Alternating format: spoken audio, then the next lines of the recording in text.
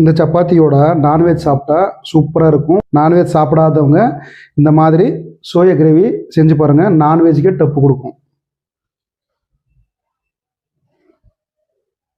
வணக்கம், நான் உங்கள் chef Shanmugam. Welcome back to my channel. இன்றைக்கி ஒரு சோயா கறி செய்ய போகிறோம். சோயா கறி பரோட்டா, சப்பாத்தி, தோசை, இட்லி இதுக்கு நல்ல காம்பினேஷனாக இருக்கும். நம்ம இன்றைக்கி அந்த சோயா கறி எப்படி செய்கிறதுன்னு பார்ப்போம் வாங்க. சுடு தண்ணியில் கொஞ்சம் உப்பு சேர்த்துட்டு சோயா போட்டு புளிஞ்சு எடுத்துக்குவோம்.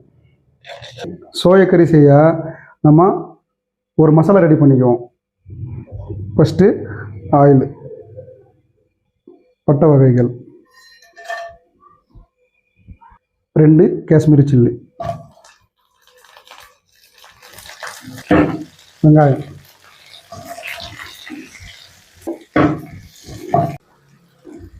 இப்போது கொஞ்சமாக முந்திரி, தேங்காய்,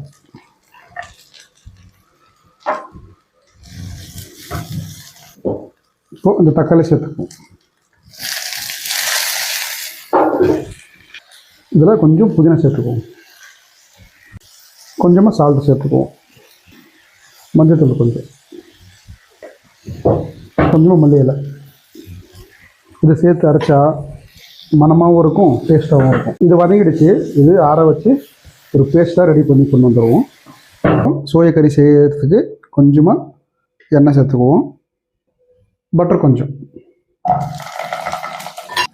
பொடிசாக வெட்டி வச்சா வெங்காயம். இப்போது ஒரு டேபிள் ஸ்பூன் இஞ்சி பூண்டு பேஸ்ட்டு,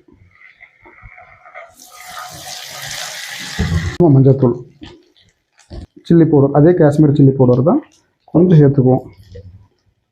தனியாத்தூள் கொஞ்சம் சேர்த்துக்குவோம். அடுத்து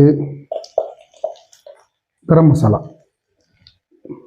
நம்ம ஏற்கனவே வதக்கி ஆற வச்சு அரைச்சி வச்சுருக்கோம். அந்த பேஸ்ட்டை இதில் சேர்த்துக்குவோம். இதில் கொஞ்சம் தண்ணி சேர்த்துருக்கேன். இது கொதிக்கட்டும். கொஞ்சமாக நம்ம உப்பு போட்டுக்குவோம். இதோட கொஞ்சமாக புதினா, மல்லி போட்டு கொஞ்சம் கலந்து விட்டுக்குவோம். இது ஒரு 5 நிமிஷத்துக்கு கொதிக்க விடுவோம். 5 நிமிஷம் ஆயிடுச்சுங்க. ஓப்பன் பண்ணி பார்ப்போம். நல்ல மனம். வெட்டி வச்ச இஞ்சி, இது நல்லாயிருக்கும், எனக்கு பிடிக்கும், அதனால தான் நான் இதை சேர்க்குறேன். கொஞ்சமாக பச்சை மிளகாய், இந்த மாதிரி கொஞ்சமாக மல்லி இலை. அவ்வளோதான், ரெடி ஆயிடுச்சுங்க. நீங்களும் வீட்டில் இந்த மாதிரி செஞ்சு பாருங்கள். எப்படி வந்துச்சுன்ட்டு கமெண்ட் பண்ணுங்கள்.